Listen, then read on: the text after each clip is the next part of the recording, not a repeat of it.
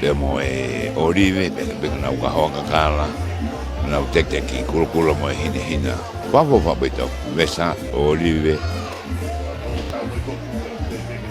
Koe whanata ngā koe nau mai o ukau no.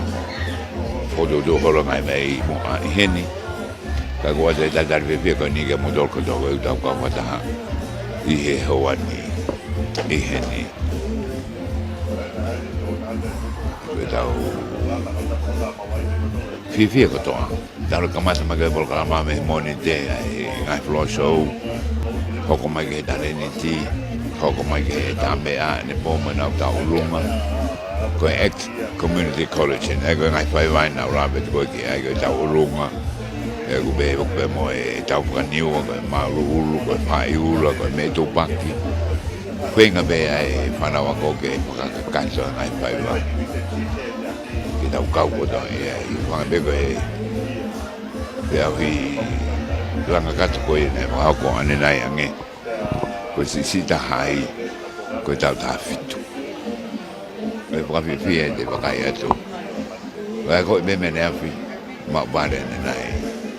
Koe ngai ta whaki po koe ia e tau wakai koe ke more e tai mi he pae mo e telefoni mo uta whako ia. Kau ke lama be o kau i ta whako ia e taha e na whanga koe ia o mai koe ne ngai whaiwa. O kau whaara lere po ke ngai whaiwa koe ngai ako lautohi e a hiki hake ke ngai korisi mo lere po ngā e ako. Ka koe ni koe ki whanawa koe ni a me he community college, community school. E una hanga koe au. Whalere koe mo whututu na polkala mo koe ni. Mo nau whie kau mai. Ki hoko nau ki polkala ma koe ko ngai a. A lere koe a wike Heilala. I kātonga e koe ia i he tauni. Lampe ane nai tōlai a bita ka mōri whatanga nau ke panki kaureka. Nau te fua katoa heni i he koro Heilala. I he taritari i whai koe ia ai whaiwa. O sane mi te ono me he ono. Kei whango mo peka na toro. E rapa koe ia e tahaka e maari poki. E whakawhofa koe ia te wakai. I he mea kotoa. E fia ai tō taha kotoa. E nau i he ni. Kako e tau kaupataha koe ia. Koe o wate tatarere he ni. Ki mo mea mai be i he live stream. Manga mo kireka pe como family como kainga e ka o whaiwa ko ia e whanawa ko kumu mo mea be tempe ni wangi whanau e nau fia ko ia ke nau ka wange be ko ia ko e pōtare ni ti ko toko lai taha e whanau i ki tau wono ki he tawha e ko nau tolu nei toko lai taha ko ia i he pō ko ia e tareniti. Mana koa mau pe pokito te wange tau haku. Ai fia ke tau koe maari koe e ngai programa e pon ngā weni. I he nere koe a mo e lau maari e ke Heilala o kupare tō tāko tō me. E koe o ane pōna e mai ngai pare e kukau mai e titi seo. Wanga mai ngai telefoni koe ure titi mo ume me o kau ngai pare koe nai poaki. Ka koe apia koe ni e boni. O pai ke ulawe ke ngai pare ka koe me pe koe na upe koe maari taha. Koe ihi ngoe i puko maari taha kap. Pe sivi na dorme pe tonu. Koe whakateki. Koe wholahaka. Pe ke mata whaiwa. Pe pe hoki ke mau whaiwa. Pe te ko aslewa e programa. Ana e ko tau uso ke ni koe lere ben koe programa. O ke ni ko me he ono ki he hiwa. Ai lere ma koe e u programa pangu tau fia kotoa. Ko ma whatau angu tau kwa whatau mo motolu. Ai hanga ma koe i tawaki koe. Ka tau usio koe i heni. Lau hako pange koe ko ane naine e kau mai ana tolu e kau tafi koe e behala. Tui mai peo nau teu ngā nau kwa kau whawhike nau heni. le ke ka ngawe a moina na la mai na dolo he bo le afi o ka mai nga sino pe he o da la ba da la mo na dolo o da no mo na dolo ka ko ka ta mai po ki nga hi o wa be he ni ko me be Tonga me fu lo ai fi ko nga ki time ko no fa mai ai pa bi be ni na mai mo pa la he time ko ya ye u toa da pa aki ya con bu khi mai ki hen no pare ni we pon ma we tak ma ta no os vai mai bo ke no ai pa tong ni ai na wa kai ki ai pa no to lai pe mo na to le ni I pon ni wa kai ko ki te ko ya Good evening. Hello, Dr. Mark. A warm welcome, friends, family, parents. Pe watu na tali fefia ai to ta ka to pe I he fiaf ko ni. Would like to open up in prayer, so we'll invite Will Pelotu. Ko toko ni ke tau kamata ki pe tau lotu pe ko fa fe he ni a will ke fa tau lotu. Taulot. To ba mafu ba tamai fa van na fion. Mau fa tata mai fa ko ron. Ko ke mau fa malo ia mo fa feta ke afion. Ko ko ta himor ki mau tolo mau au sia e fa ko ron. Ek ngai funga mai mo ko manakin ke fa ko mau ki programa faiva ke fa kon. Mau ko mo ke ka mo tik mau tol. Mau tol a I wilahi ba befu ka loto fie ke mau faiva. Pero ilonga mau faiva fa hoko. Mau ko mo ke mau fai mau le taha. Ko ke lang ia be afion. Kaya ngahi tono no lo vai ko mo ke fa ka to mai milangin. Fai ka to ngai koren o fa Jesus Kristo ko mau fa moi. Amen. Would like to invite Mataele Fostua, the chairperson of X Community School. Ye momikoni mau ko ke fa fe mai ai sea o e committee kon ko ex community school ke fa ki lea malo. Kore heni ke u whakatapu ki he awhio e ki ho tau loto tonga. Ki he whuka o kei viringi ai palasi. Tamasi ko tupo wono. Whakatapu heni ki a furiwai. Kau maa hono a hereni. Kau maa loa to mo lava mai. Ko tau whakailonga I heni ai tala whakaulahi. Tokon tala whakaulahi a Australia. Wadwa talitani le rei ki a te koe. Lava mai ke tau kau whakataha e whiawhi koe ni. Pawadani a taitari ki a ki motoro ai mātua. Kau tahi whanau. Kau mai ngahi kau ngā whanonga, kau ngā maheni. O tau lava ke tau whakataha mai I he whiawhi koe ni. So just extending a warm welcome to each and every one of you. To honored guests, parents, but also to our children. And I just want to give a short background into what we're doing here as a school and say, well, how did we get onto a stage and so forth. We've been doing this for the past 14 years, where we honor and we celebrate our culture. We take one term where we get to celebrate the culture. We learn an aspect of our culture. And then we come together one of those nights and we celebrate it by performances, by what they've learned. Ai ko kauia I he ngahi mea u lai talo no whakahoko I he ki ako ko e ni he ako. Ko fo I tem ka kato taha o tau katoa ngā I ai a mea u lau wako he katoa ngā I ho tau unganga whawhonua katoa ngā I ngahi ere meiriri ke he kehe anga I tau nofo ko I Tonga. Pa koe pō rewa taha, wange koe pō ia koe ni, tau whakataha mai rewa mātua, mo kau whai ako, mo kau tahi whanau, mo ngahi mahe ni hono kotoa o tau katoa ngā I rewa ia. I he anga koe ni e tau nofo. Pa koe whiawhi koe ni o mau whiawhia au pito ke mau kau hono kau ngā katoa ngā I aho aloi o tamatui. We're actually very excited to be part of the program of celebrating the King's birthday. And so, as part of our program, it's also that we celebrate the King's birthday. We celebrate their learning. Katoa ngā e nau hai mea na e ako. And we celebrate our culture at the same time. But to katoa ngā I moanga e tau ngai unganga whakawhonua, mo ngai mea kotoa o tau mahu inga ia I koe Tonga. Pa koe iai he whiawhi koe ni whakatauange tau mahu ha whiawhia. Pa ka pau waha ngahi mea ku tai whi ingoa moho amanaki, moho wakai mai. Kātaki ko tau katoa ngai e tau whanau. Tau katoa ngai mea kuna lau lava i he temi whakako koe ni. Pa tau katoa ngai ho tau nganga whonua. Pa tau katoa ngai ai alo i ho tau hau. Ka koe mea te pū ke tau katoa ngai ai nofo ia e ki o tau lotolotonga. And so as we embark on tonight, I'd like to invite you to be part of what we're doing tonight as we continue to celebrate. If anything goes amiss in regards to what your expectations are, please bear with us because we're here to celebrate our children, celebrate what they've learned, celebrate our culture, and also we get to celebrate the King's birthday. What an amazing opportunity to come together as a community to do all of those things together here. But also we'd like to also add that we're going to tag on the side. It's also a little bit of a fundraiser. We're building a new classroom block and it needs to be furnished.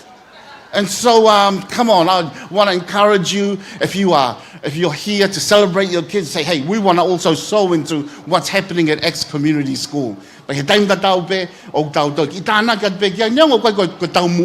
is not the core what we want to celebrate tonight. But we also go down tana get gai tau to hai be magi fenga paanga he gai lo ya ko fo tau lo tonga langa ho tau abia ko tau fe mau ke fa nau ia pa ko ia ko re atu ko ki tau tolu he be fiafi ko ni mo kau mai ke tau langa ho tau fonua mo kau mai ke tau langa ka ha ho tau fonua e fa nau I hono fo tu hang hai mea ke ngau lava mai ki ai o mau ai ako ke na wa fa ai ako. And so continuing to invite you to be part of building our nation by providing a platform for the next generation to do all that God has called and purpose for them.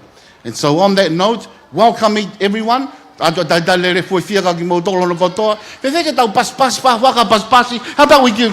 give a big hand? Yeah? Why? Because God's here, number one. Let's give another big hand. Because you're here. And the last, let's give another big hand and a shout because of our children that are about to perform. Come on. Yeah, come on. Thank you very much.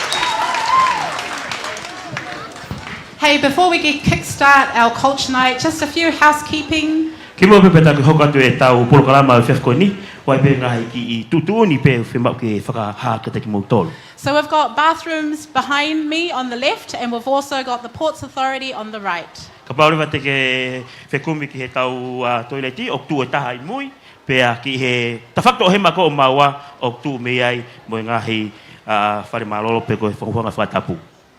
And just so that you know, this side to my right is out of bounds. We've got some high voltage wires down that way. So just for your safety, can we please refrain from going to that side, Malo?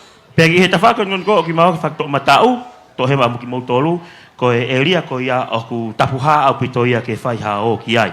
Ko ngā pe wahe no ngai uhinga o ku tapuha ai. So like Mathaelefu Store had mentioned, this is celebrating our children. So this is how the items are going to work tonight. We're going to, each class will perform it twice. Ai a ko e fef ko ni ko tau whatataha mai ke tau katoa ngai a e tau whanau. Pea ko e anga le vai ni o e whakotutu o e fiafini. So the first performance by each class is purely for you to enjoy and to watch your child. E raki takai kon ko e ngai whaiva ko toa pe o e ngai kalasi. Ko taimi ko ia ke teki mou tolu ke mou mamata mai ki he whola haka maarie a hao mou whanau. And the second one is, like we said, we've tagged on our fundraiser. Pea ko e takai hono wā rewa, ko e taimia ke tau whai ko tau kato ke whai a ki whakaparei e tau whanau. So as was mentioned, we've been learning about our culture, and one of the aspects was the whai kaweikola. Pea I he tauni, ko e I tauni na e ako e tau whanau, ki he tau tuku whakaholo, pea ko e taha e mea na ako e tau whanau, ko e tau whai kaweikola, pe ko e the 4 pillars of Tonga. So the 4 pillars of Tonga is, we all know, are interwoven into our values, into our custom, into our day-to-day living. Pea ko e whai ka veko la I he tau whanonga whakaaho, pea mo e tau mo uha ki Tonga ni, o ku kauia I he tau mo ui whakaaho ai whai ka veko la. It's something that we want to pass on to the next generation. Pea ko e ngahi mea inu whemau, ke ako I ki he tau tau tupu, And it's something that makes us Tongan. pea ko e mea ia o koko ai ko e tau tonga ki tau tolu. So, without further ado, our first item will only be run once. This is purely an introduction, no whakapale. You are just going to enjoy the high school performing the laka. Pea ko e tau fufu whaiwa ki he whiawhini o ku e whai atu he tau high school, pea ko e whaiwa ko ia ko e laka. Let's give them a round of applause. Ko e paspasi mai.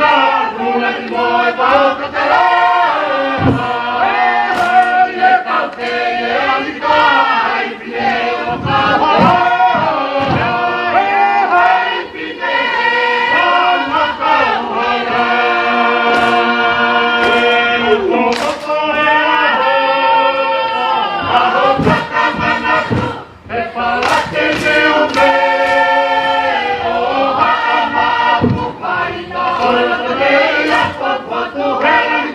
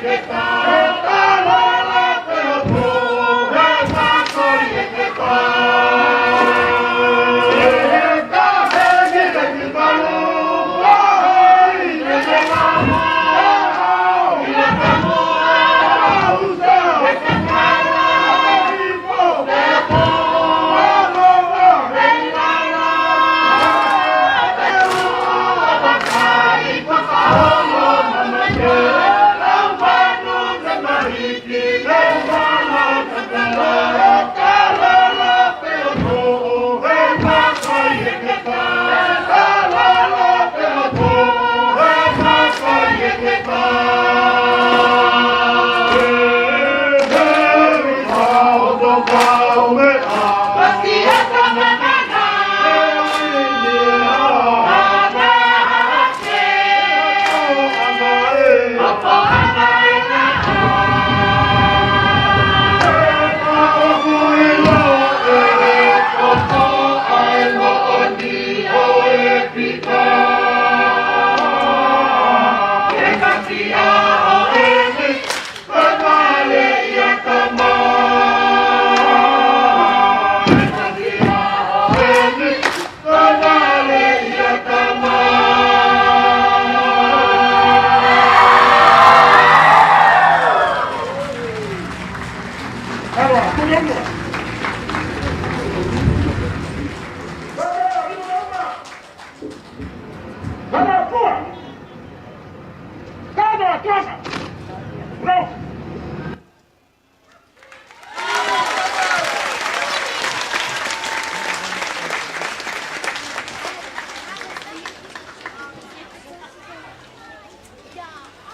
Laka laka. Te ai mapas-pasi me tau matau panau ako maalunga e nau pai la laka. We'd like to give a special thank you to our sponsors who took part in making this event possible tonight. Pe tu asu na formalo e promotor godope ka sponsor na motoko di mai ke lava ai programa o fiasco ni. Thank you to the Ministry of Tourism for providing Heilala village for us.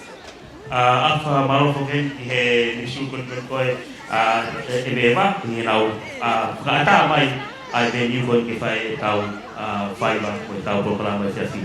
And to X Event Management.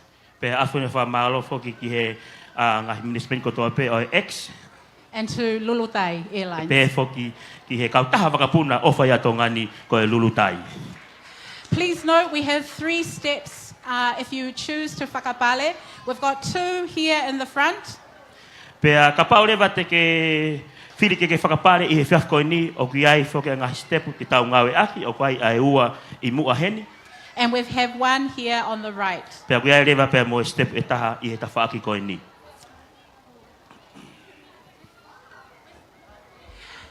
And so we have some solo performances. These solo performances will only be performed once. Pe o ki ai whoke mo tau ngahi whaiva I he whiawhini. Pe ko tō taha pe kore whakahoka ngahi whaiva koe ni. Pe ko ngahi whaiva koe ni e tō taha pe hono tā I he whiawhini. So you can whakapale to your heart's desire. I hene pe he rewa o kungo fua ai whakapare I he hoko ai ngahi whaiva koe ni. So without further ado, we'd like to invite Lavana Lemani. Pe kore ke tau tari heni, Lavana Remani.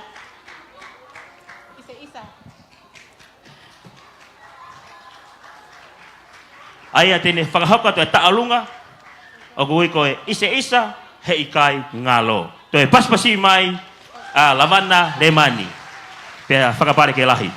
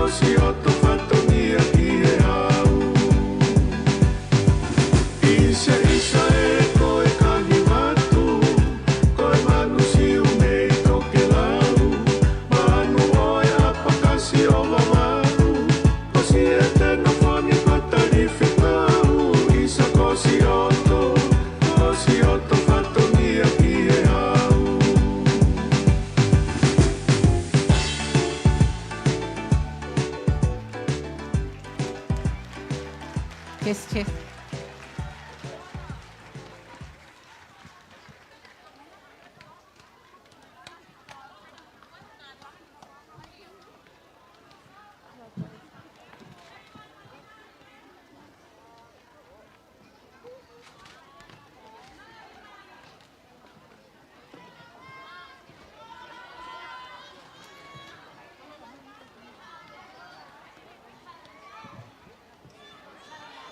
Our first class performance for tonight is our preschool. Pea koe tau fufua kalasi te nau whai e nau whaiwa I he whiawhini, koe tau wako toka mua.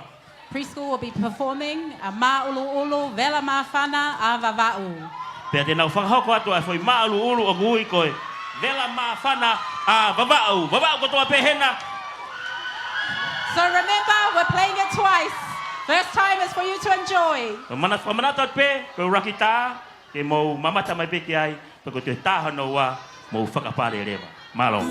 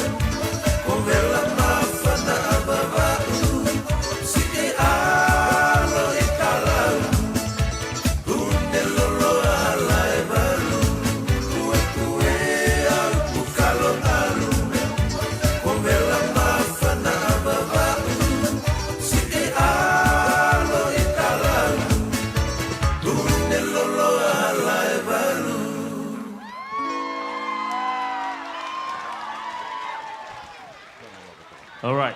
E toi tā I hono ua atu, pea koe taimi le vaini ke tau whakapare ai e tau whānau. O koe pē, baba ulahi hena. Ho tai mieni.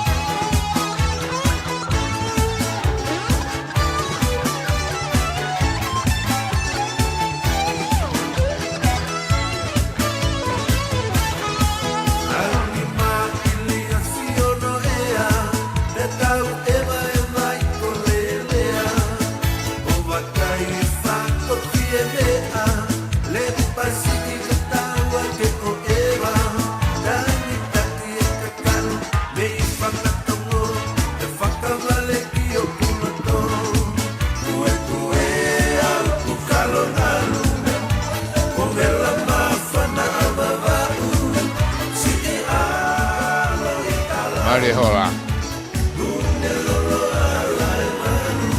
Alo jalau ya.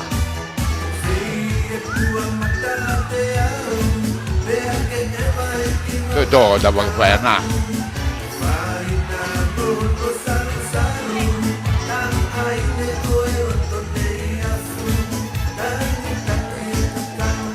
Panau ni nau. Fia au pintu boy tokolah ko ya. Ai kau fa pare.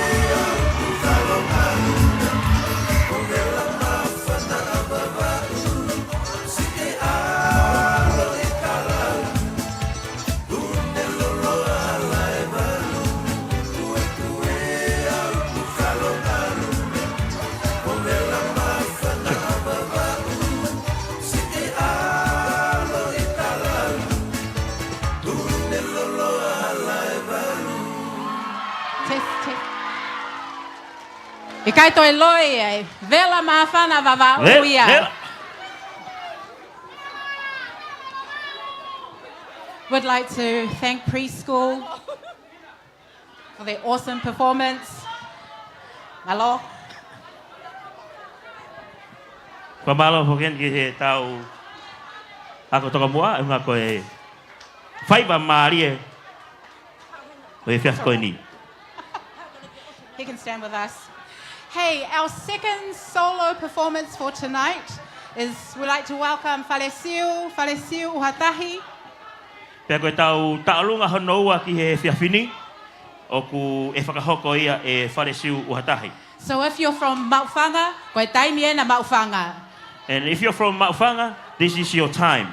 Koe taolunga koni o ku hui koe funga whaua. Paspasi mai Falesiu Uhatahi.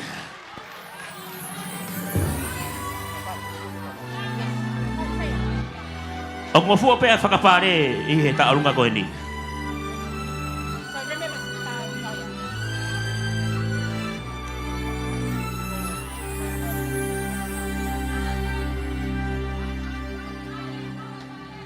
Matafi ai Tonga, he mataere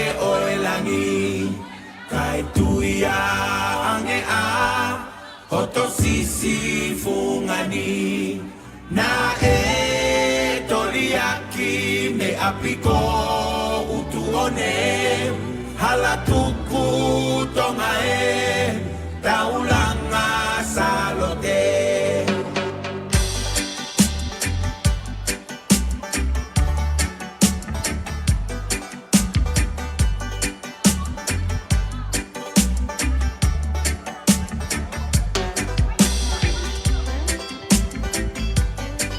Mari.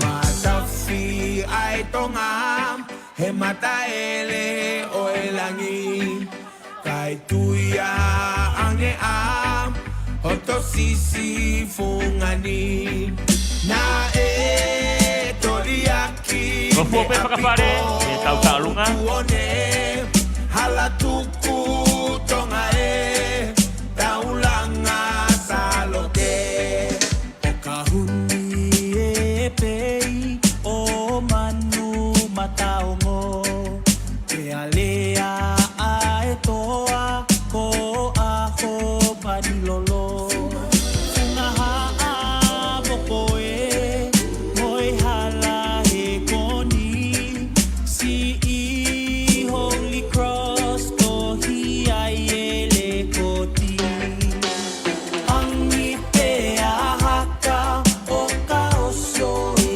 maahi filohi whakaatamai ka e tangi Mari.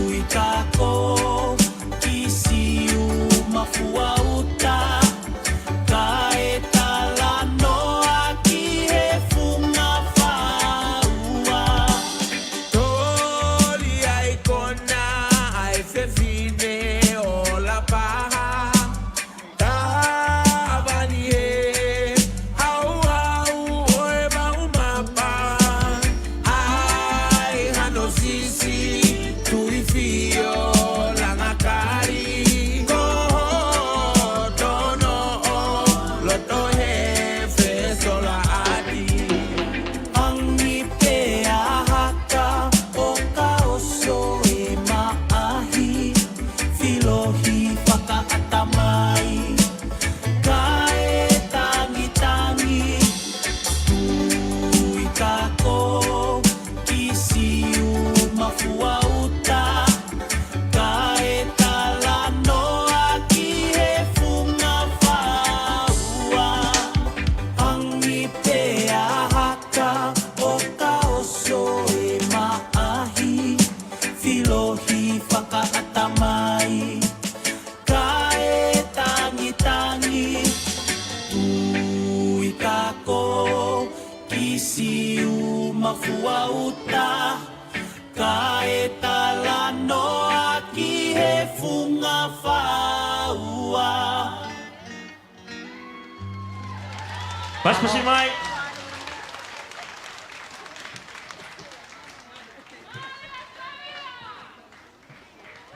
Our second class performance for tonight is Class 1.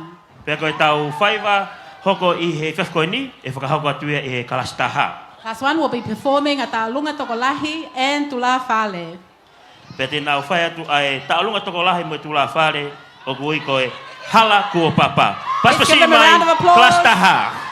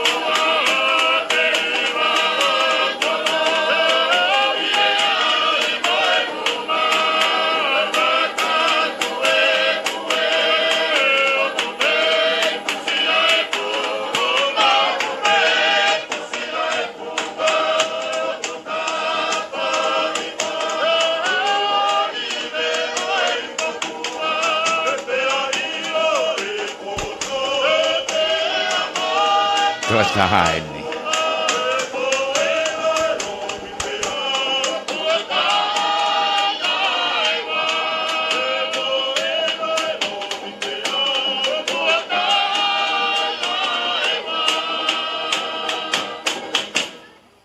Toi, pas-pasi mai tau kelas taha.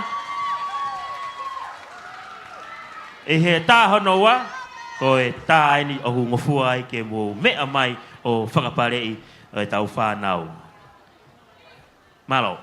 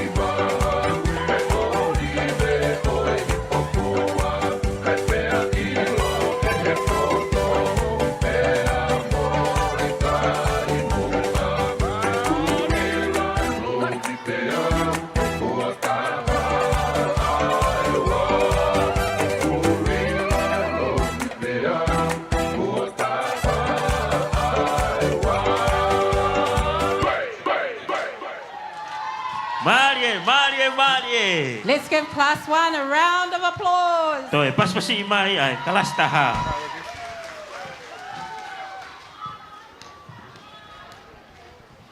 Our next solo performance for the night is Charlize Vete. Pea koe whaiva hoko i he koe ni, koe te tau hoko tai kia fwoi taalunga, ai e whakahoko ia e Charlize Vete, o kuui koe si otoloto. Pas-pasi mai, Charlize Vete. O ngofua pe whakapare.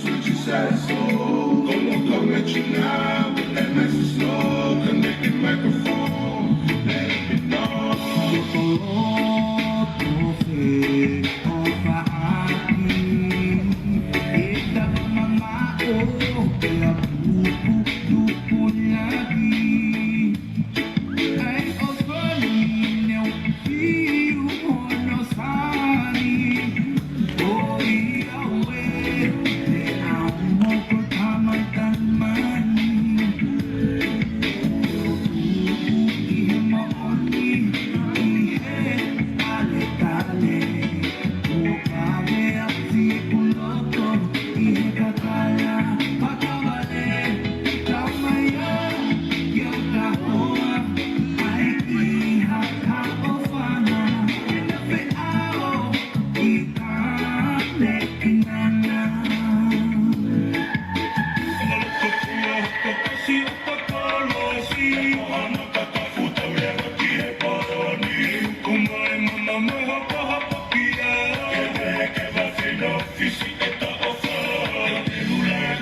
sia kita ulanga e kitulu se sia ale tale o fa e muka ko to ma au ko se fa akini ko mate ko fa tu mate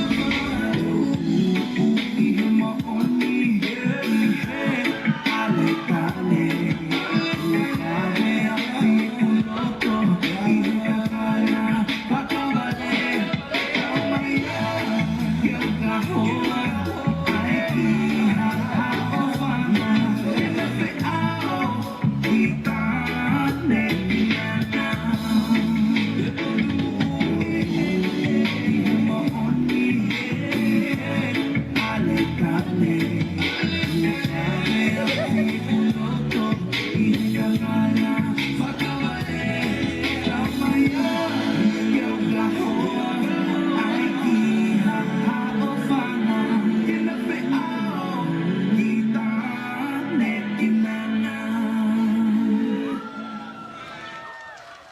Toi pas mai Charles Vete. Our next class performance tonight is from class 2 and 3. Peko tau fai wa hako e fefko ni e whaka hako atu he kalasi wa te amoe kalasi tolu aia o kui koe milo lua. Pas mai kalasi wa te amoe kalasi tolu mo mamata mai ki ai.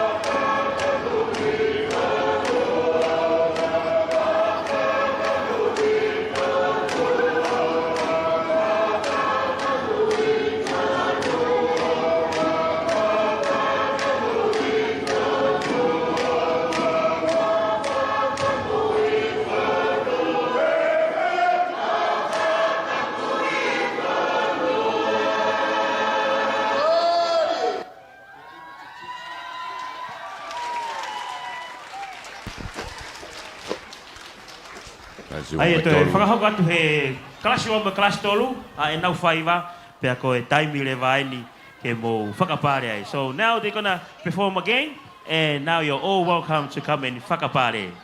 Marie! Milorua.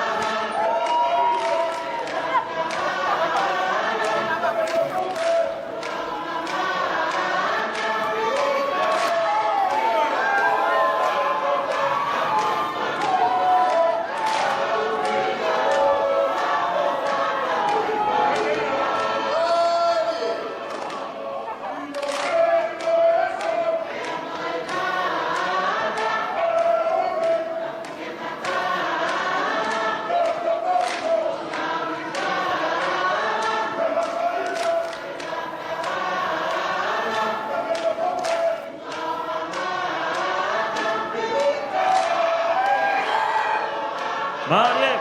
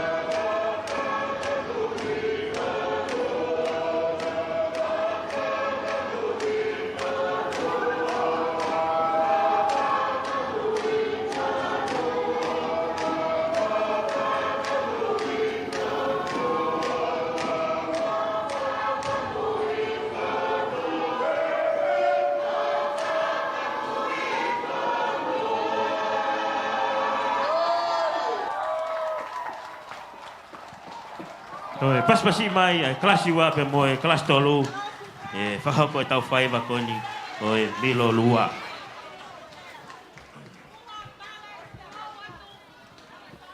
Would like to extend a big malo aupito to our teachers who work tirelessly not only to teach themselves these songs, but also to teach your children. Pangku atwhana whakamalo lahi ke kau whai ako, koe kau whai ako ko ki nau tolu pēr kau puna ke. Aina nā wako i e tau whanau, i he ngahi whai wakoni kon koe o mou mea mai kia i he whiawhini. Our second to last solo item for tonight is a performance by Rosa Enoka. Koe tau tālunga hoko ki he whiawhini, koe tau tālunga whaasi ia, e whakahoko atu ia e Rosa Enoka aia koe Siva.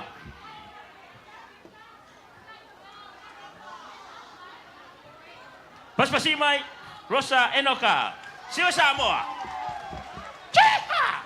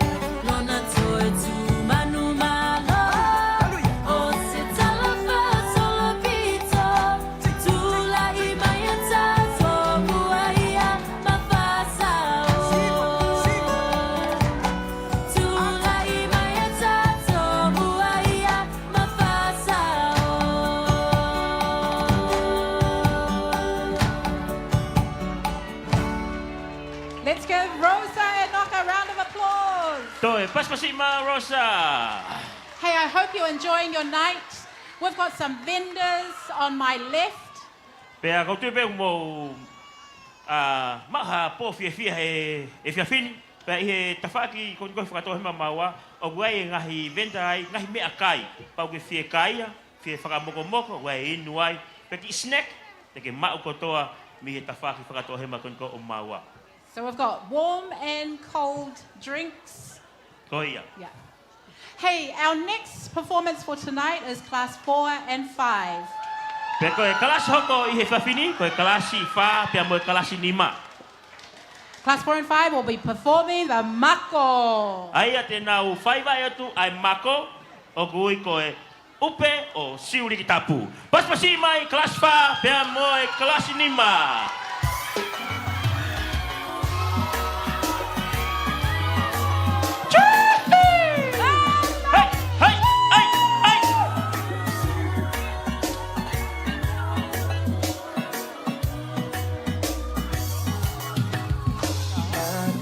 Tonga i he langi maa kau upe au he kakala pala moho koi koho toka anga se nile ka kosia e tapa pere pusia ki koe heilala pere o mate ki whanga pala hola o langitu o fe whanga na e hopo i aloki na a whata e se ni oho o kaloni mapa he koe pe fine o he tauranga e si iri kutapu ke me i te mo a ke sari o te i hopu ma ke ta eve eva i e ala una o tori ho sisi tau o luna i he fisi o e ahi mo e vunga na e fi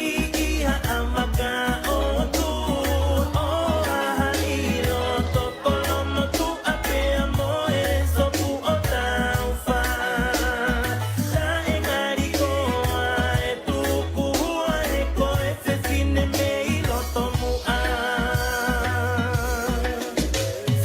Songo e tau a taina ke ohona e he o tukine kina Hatoa ongo moe whahina o kutapa i e sa whaia Koe whau anga ia e uhinga Tata hola na alau koe hia Pea tau te anoa i kita E tona e hiki moe fungasia Hanga i toke lau te kaila Fefine baba u ilo e he tika Si iri kutapu ke me i te mo A ke sari o te i hopu Ma ke ta eve eva i e ala Una o tori ho sisi tau o lunga I he fisi o e ahi mo e vunga na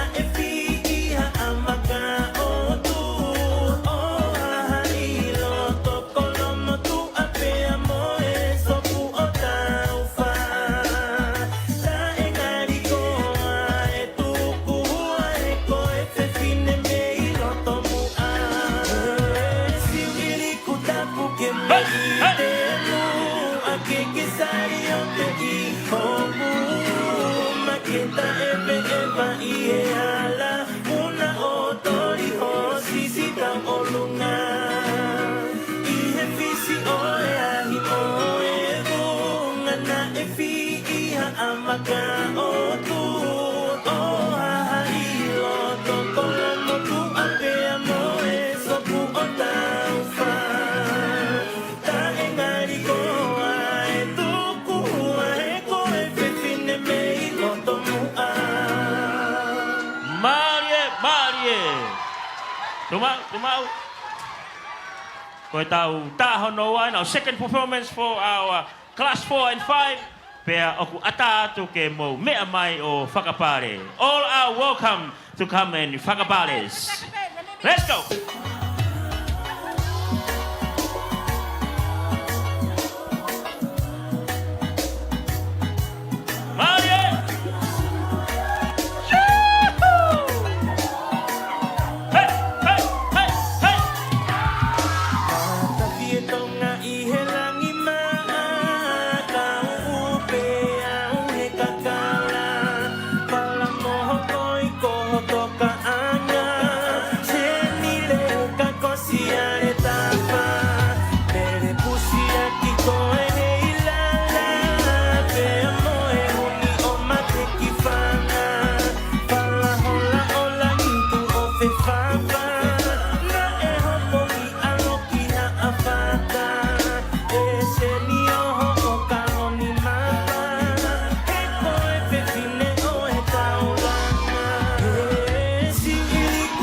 Toko lahi be kau whapare. Halo me kalasi ke kalasi.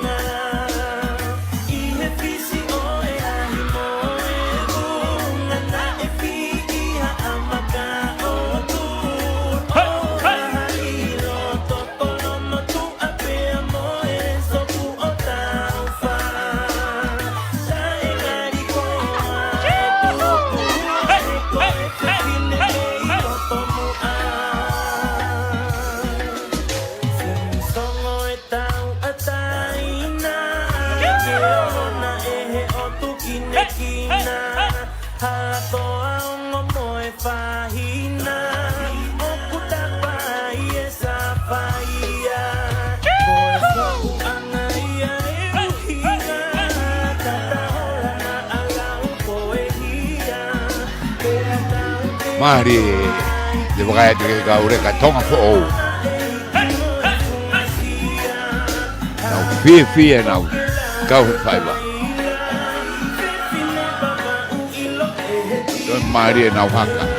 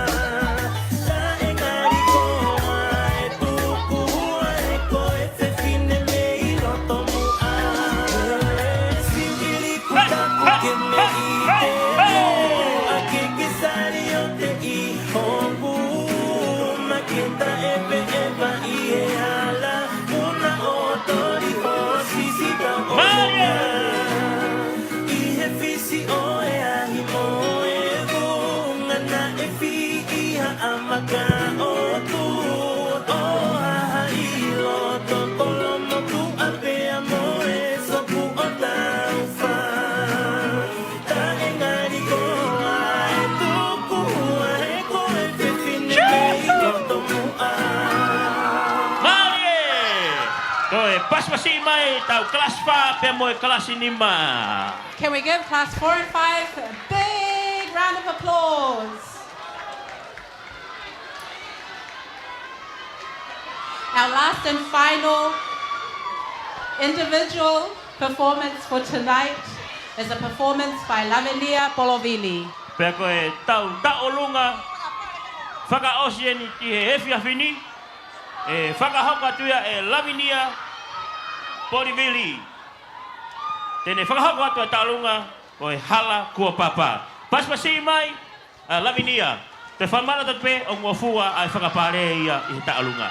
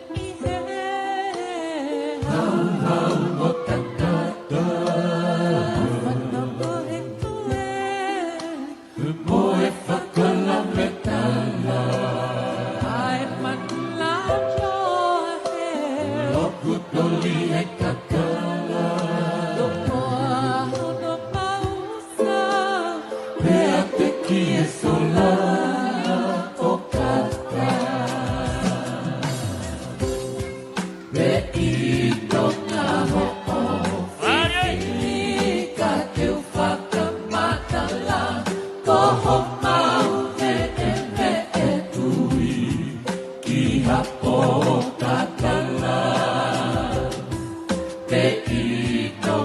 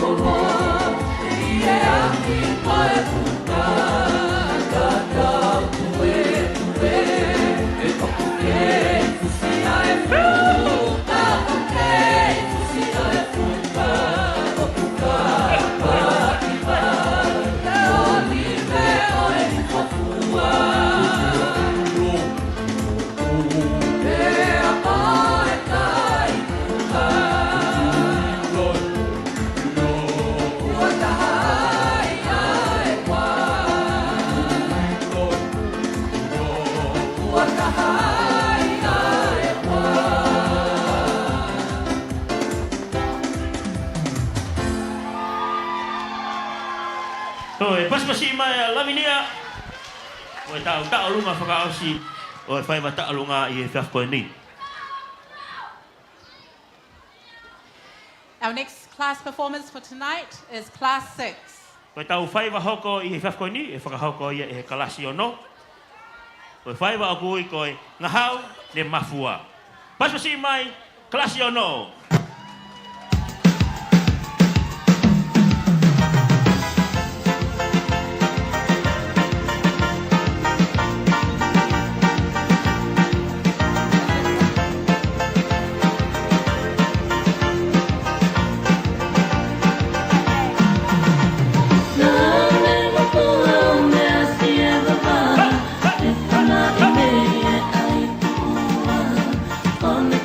Pia ai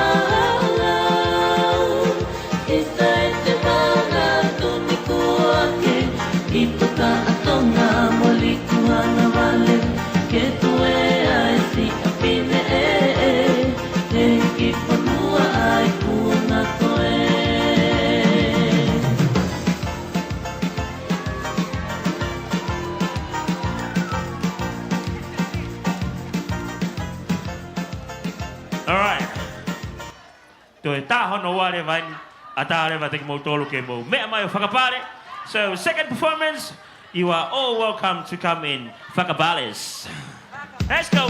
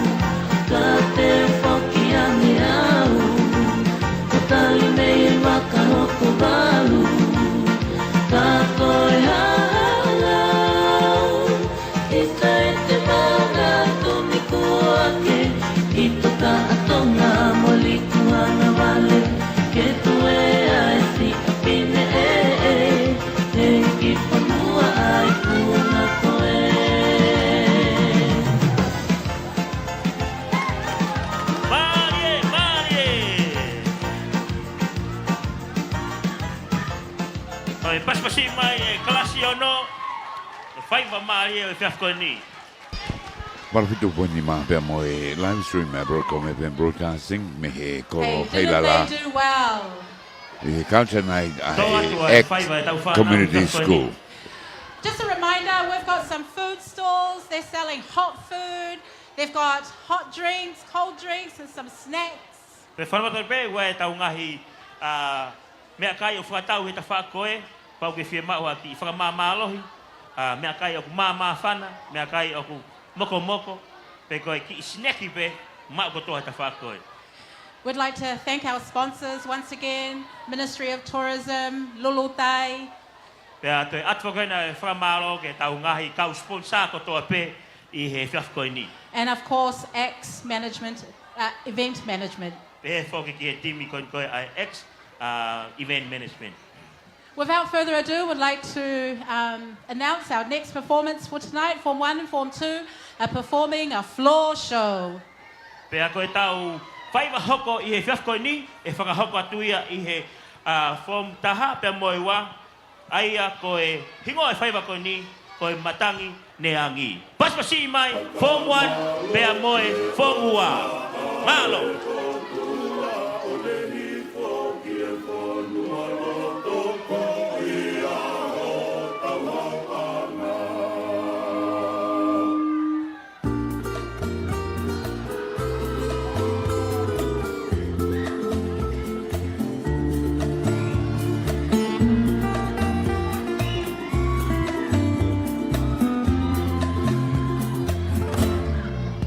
Matanileami, ami mai, leide saute. Wela ie ui ae o tu felenite. Hongo mai o pange, alo erile. O pehe ange mai,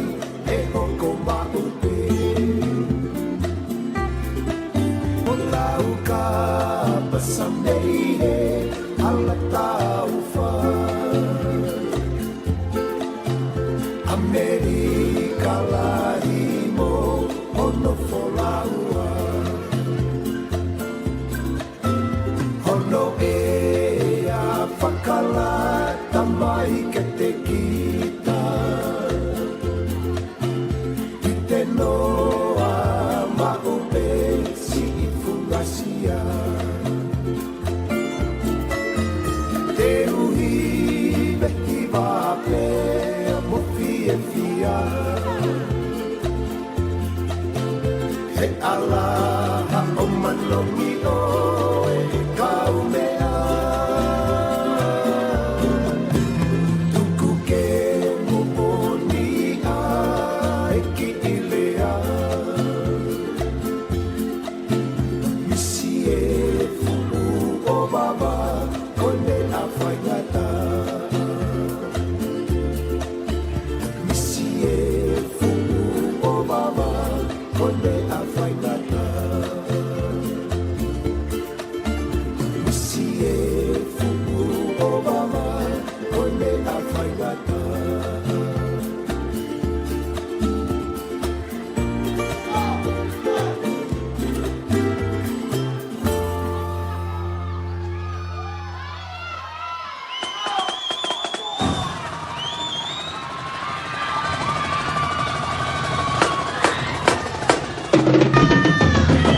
Tau whaniua. Tau whakaniua.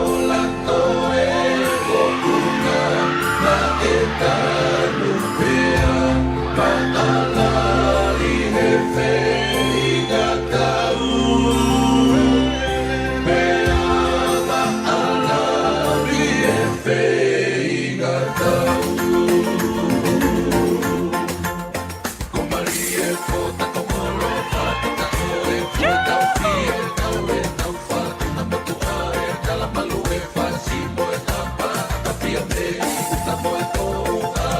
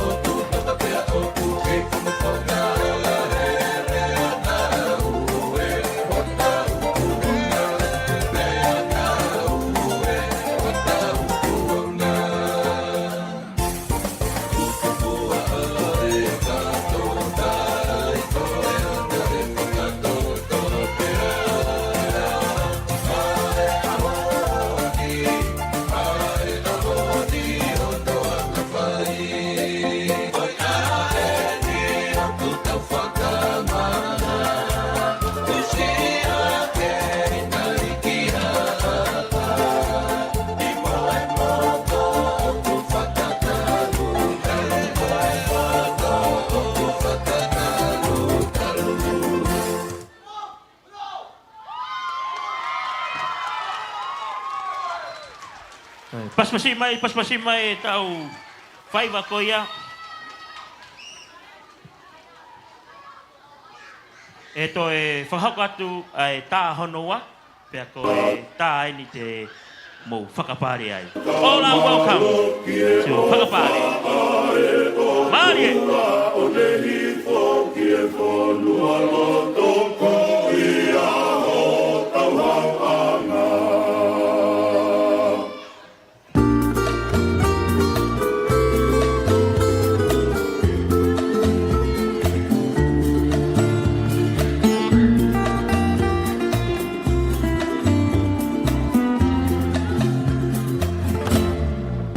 Mataminea Wami mai Veide saute Wela ie ui ae o Tu felenite Ongo mai o kange Alo erile O pehe ange mai E hoko maupe O lau ka pasameihe Ala tau wha Amerika lahi mo Ono folaua Ono e a whakala Tamai ke te kita Noa maupe si fungasia Te ui veti vape mo fie fia He ala o manongi o e kaumea Tuku ke mumoni a e ki ilea Misi e fumu o baba kone a whaingata Misi e fumu o baba kone a whaingata Misi e fumu o baba kone a whaingata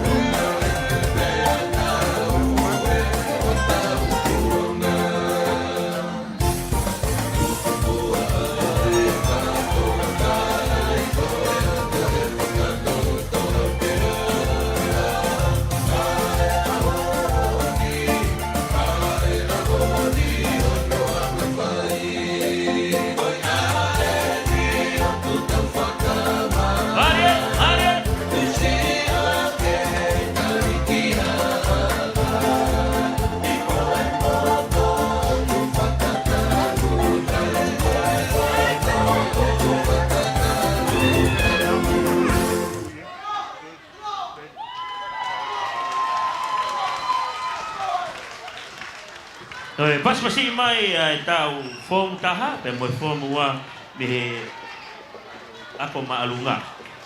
Would like to thank Form 1, Form 2 for their performance tonight. Would also once again like to thank our teachers who work tirelessly, not only teaching themselves but teaching our children. Ka tu aspa ne whakamalo ki tau kau whai ako, ko hinga ko e whatongia mahoinga, o kuna whai ke ki ngata pehe whakatamai, pa te pehe whoki toi ako i tau whanau i he tau whai ma whakatonga. Would also like to thank our parents, families, friends who come out tonight. Atu ne whamalo ke te ki mautoko toa pe, ai mātua, te whakahi kau ngā mea, o mau mea mai i he kafkoe ni. Our next performance tonight is a performance by Form 3 and 4. Pea koe tau whaiwa hoko ki he whiawhini, e whakahoko atu ia i he tau Form tolu, pea mo he Form 4, mi he tau wako maalunga. Pea koe whaiwa koe ni, koe maa ulu ulu. So this is the start of our high school performances. Pea koe kamata ai ai ngahi whaiwa, ai tau wako maalunga ai ex-community. So let's give them a round of applause. Form 3 and 4 performing the Ma'ululu. Koe paspasi mai ai Form tolu, pea mo he Form 4, ai whaiwa maa ulu ulu.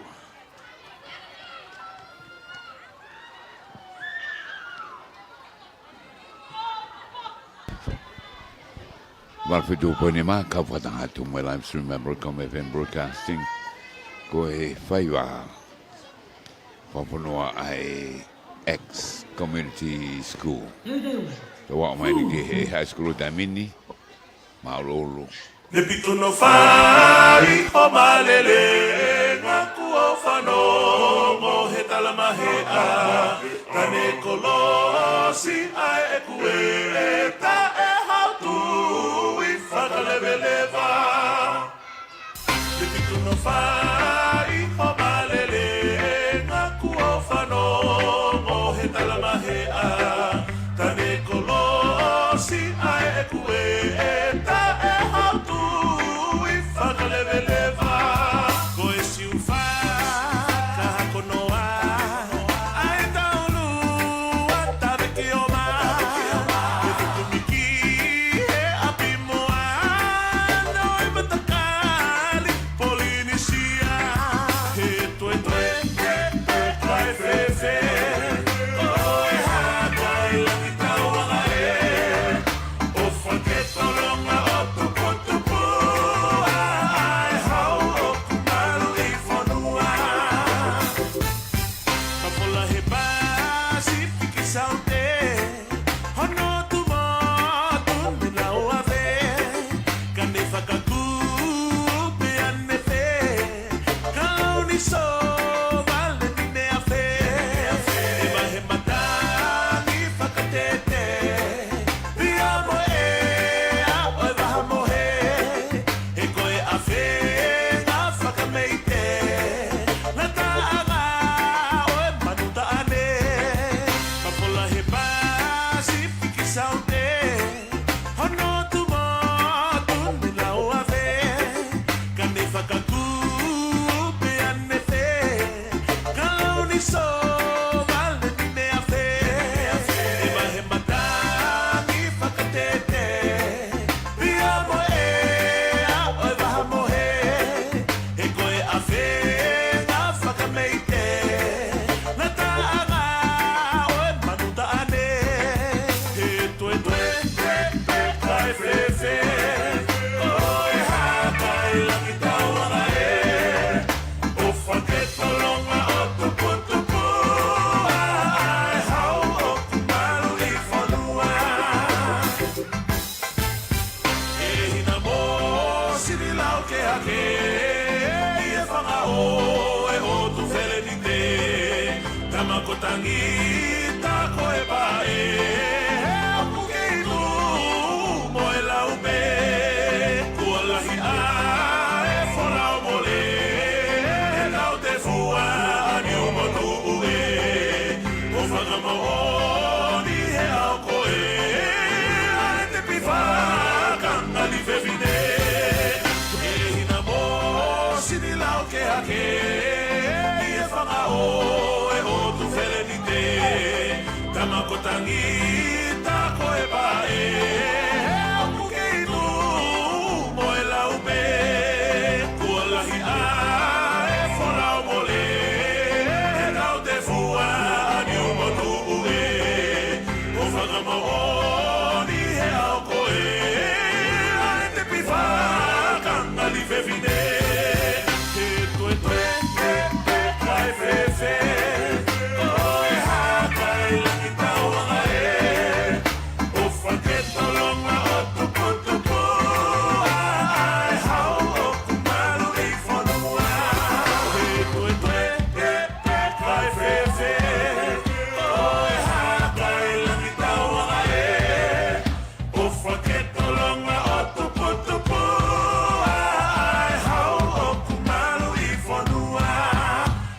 whaketolonga o tupu ai hau o kumalu I whanua. Paspasi mai. Now we're going to go into our second performance, or I call it money performance. So get ready to open up your wallet and your purse. Pake mea mai o whakabales. Let's go! Ne pitono whai o malele Kaku o whanongo he talamahea Kane kolosi ai e kue Ta e hautu I whanalelewa Ne pitono whai o malele Kaku o whanongo he talamahea Kane kolosi ai e kue Ta e hautu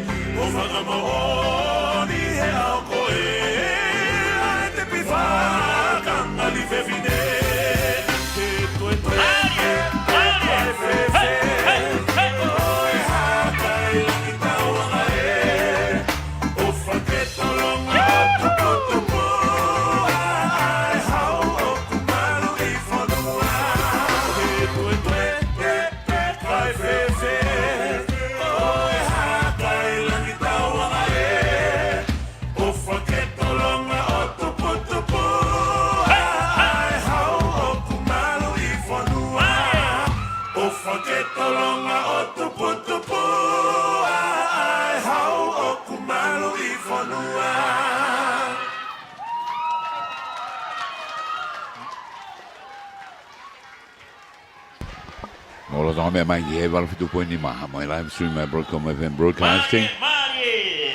Let's give Ngai whaiwa ko ia ai round of X applause. community school. Wahawat Beia me he kolo Heilala I he Wharf Vuna I Nuku'alofa konga o he porkalama o ke Heilala. But before we end tonight, would like to mention our sponsors once again. Pea ki mua pata hoko ke whaiva hoko, te atu heni ai whakaongo atu, whamalolahi ke tau kau sponsor ko toa pe.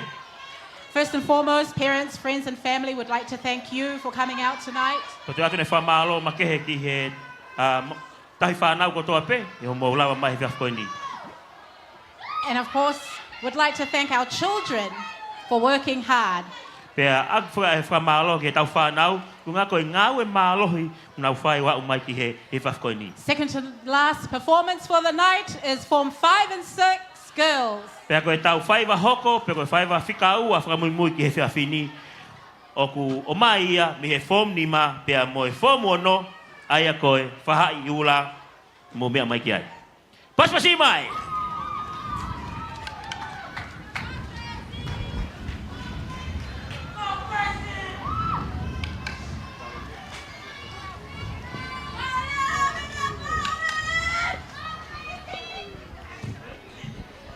Wakaeua, Paimani.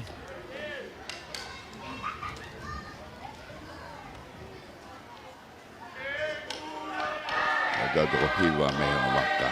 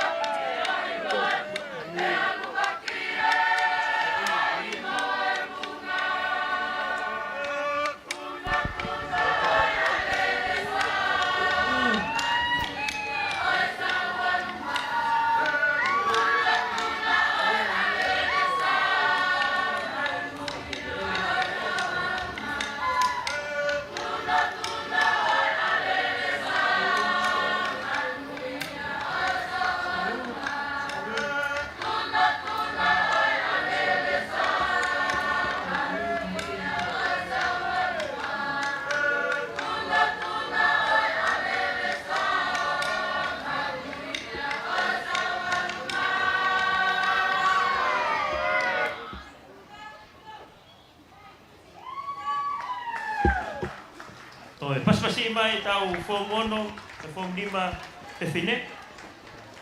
Aia te nau toi, whakahako atu e nau whaiwa, Pea ataka te ki mo tolu kotoa pe ke mo mea mai o whakapare. E paspasi mai tau form 1 pea mo e form 5 pe whine.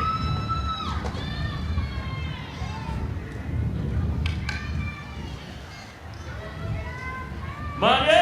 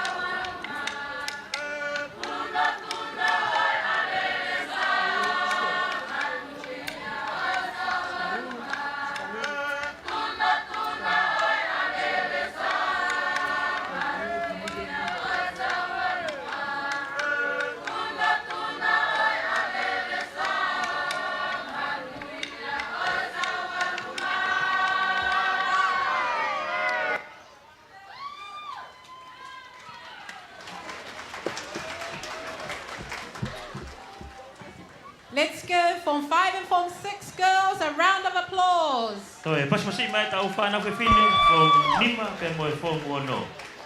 So we have our 7 form items. We've got 2, one for the girls and one for the boys. Pea ko e tau whaiwa hoko, ko e whaiwa ia me he kau whanau tangata. We'd like to invite Form 7 boys onto the stage performing the Me Tupaki. Pea ko e whaiwa hoko, ko e me tupaki, whakahoko atu he tau whanau tangata, form 5, hono, pea mo e whitu. Paspasi mai.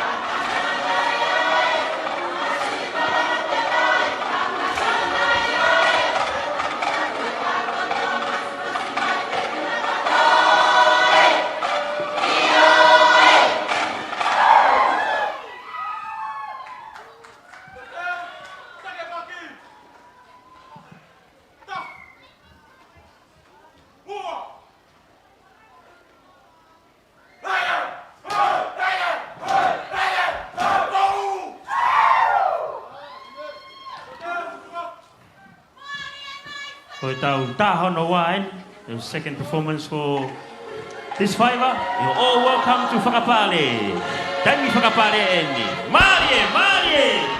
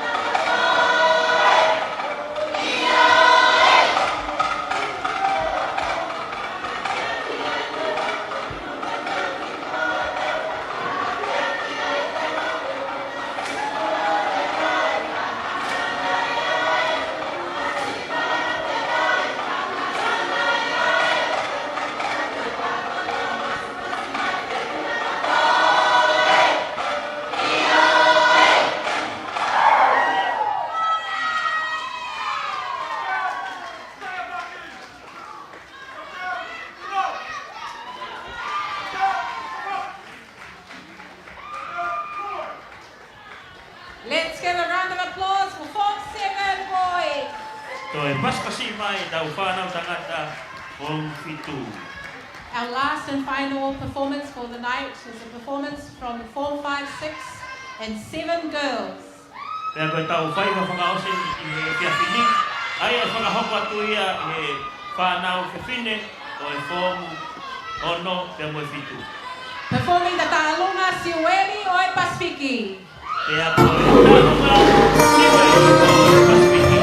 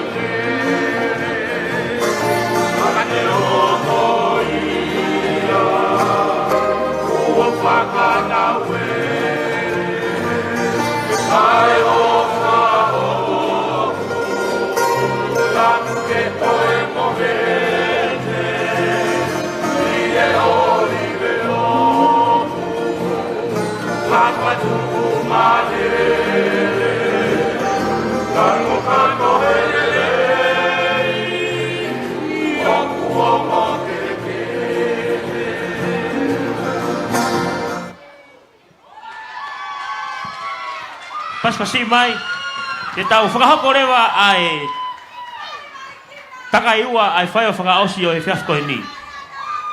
Pea, koe tā whakaosi e ni. Whakahoko pēsi, ala whako kato, hapea toi ai, o mai kato ai he whiafko e ni. What I'm saying in Tongan, just check your wallet, check your purse. If anything left over there, this is our last performance for the day. Please come along and leave it all on the floor over here. Marie!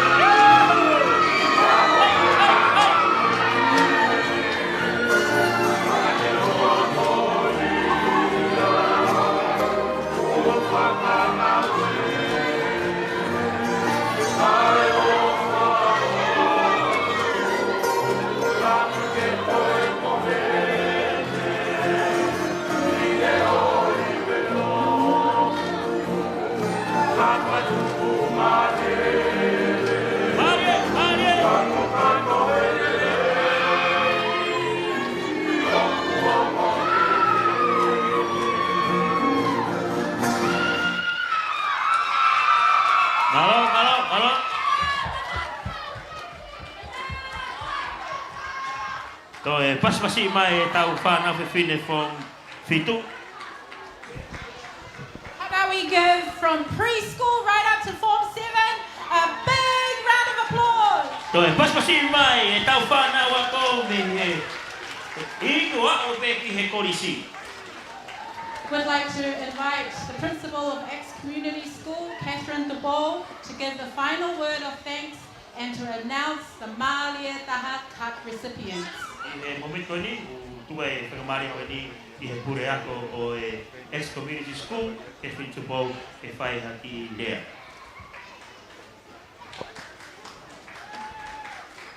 Malolahi, and thank you once again for coming out to the Heilala village. It's been a privilege tonight to share this stage in appreciation of the King's birthday. We have really enjoyed our learning and our culture and heritage over this past term, and we thank you, our parents, friends and family of X Community School for coming out and celebrating with us tonight. Now I know the students for sure are definitely waiting to hear the announcement of the Malia Daha Cup tonight. So, can we have a drum roll for the boy tonight? Oh yes, I will get my lovely assistants to announce the criteria for the Malia Daha Cup.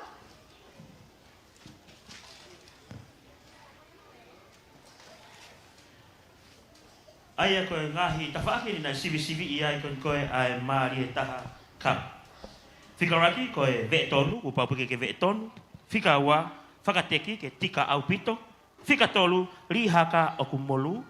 Whika wha, mata whaiva, pia koe whika ni ma, toe mau whaiva. Aia koe ngahi, aki nai sivi i ai tau whaiva o e pōni, pia me ai lewa, e toki whiri me ai ikuna. So our Malia Taha Cup for female. Malia Taha goes to Mele Finau. Mau ai kakai whine. Malia Taha Cup, mau ia e Mele Finau.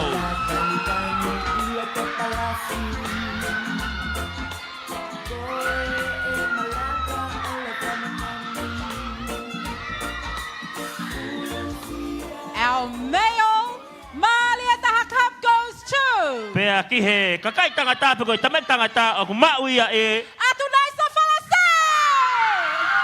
Atu Naisa. Pasi mai.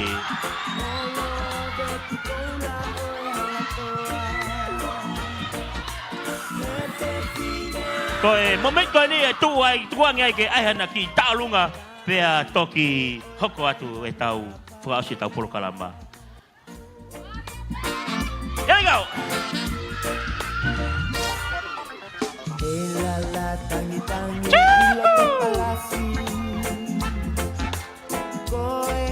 Pare ngoi kuna ko ia oi pu Maria Taha.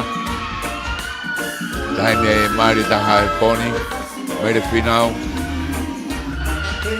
Tongatapu ko adnaisa. Ve tonu. Wateki. Hakamolu. Moi mau whaiwa. Pasi mai e tau ikuna o e whiafko ni. Once again, a big malo albito for coming out tonight to X Community School Culture Night 2024. Pea atu e nai whakamalo lahi ka tek motor kotoa pe i ho mau lava mai i he whiawhini ki he Culture Night koe a X Community School ki he Wharf Uawha. So we'd like to wrap this up by inviting Nela up to the stage to close us in prayer. Pea ang e whakamare koe ni ka Daniela ke ne hanga o whakaosu pe ke tāpuni ke tau kātoanga o whiafko ni. Kia tarot, o tō mau mafu ko mau tamai whakamani a whionu. Mau hapai mo whamaro ko hi ko e lava e prokamani, tamai mau kore atu ke te koe ke tokonia ki matore mau whoket ki apina tamai, ha whaamiri e tamai ki e nau forward hui apina, nau hawapi mo ui, me henga hala ki teo ke whepak me ka hauna tamai. Mau kore ati ki rotu vai vaini he huasi o siu karasi ka o mau whamoi. Amen. Koe kakato ia e programa koe ia i he poni. Ai a koe. Kapala kita bola mai, pe hangi pe konta konta ere kai, pe paangai na tau race he fini. Yeah. So we've got 10,000 more. We can take your donations at the school office. Pe okay, ata pe ha fie tokoni, ke ata pe ke me angi ki he official apiako o whakauan kai ho tokoni. But once again, good night and malo aupito. Pea malo au pito e mo Ia mo mea ke ene na tana kai e poni ki ona o loki ako a he panga e ua mano. Ka mua whatawangi le au le atu ai whama whora koe a he poni. I he le te o warwhitu poni ma pe pe hoki mau ka whatahatu. Pe mo e live stream koe a Broadcom FM Broadcasting. Ka wai hoki wa maro ka modoro mo mea koe a ke pikabolo i he channel toru pa ka channel ua. Ki Sayone, seno uaki ni mo tim ko ia. Ai Heilala. Mo ko pa hatu pe mo websta lea. Pe voki ki a filia vai. Pe voki ki a ki taki ko ia timi me heni. Pata ve fotare utu fua. Ko malo ka meren kup to kon mai mo ia e poni. E tau tuk whenua ki e programa koe a pongpongi koe kua pongpongi koe lau mau ke mau tue whamawhola pe he taimi hongo fulu man tut poka e sumbalala i e hape o no ia ki e korisi a fo o pe koe programa lewa e whiawha pongpongi koe tau ulunga ai whanau i ki a pongpongi koe koe tai whape mo e whamaro mo e ofalahi atu me timi Heilala kua usaslo waka mo mea. Malo elerei. Greetings from the Kingdom of Tonga.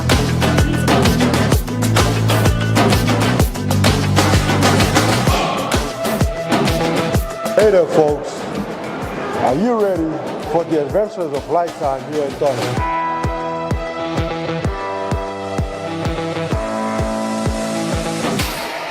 Owa, it's Heilala Festival. It's a time of joy, culture, and festivities.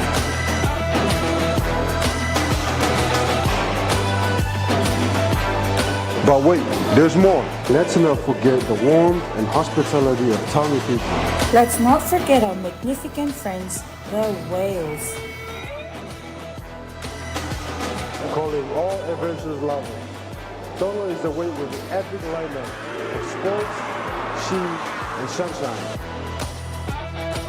So what you waiting for? Book your flight to Tonga and make a memory that will last a lifetime. Mark your calendars, 24th of June to 7th of July, this Heilala Festival. We can't wait to welcome you with open arms. Malo Apito.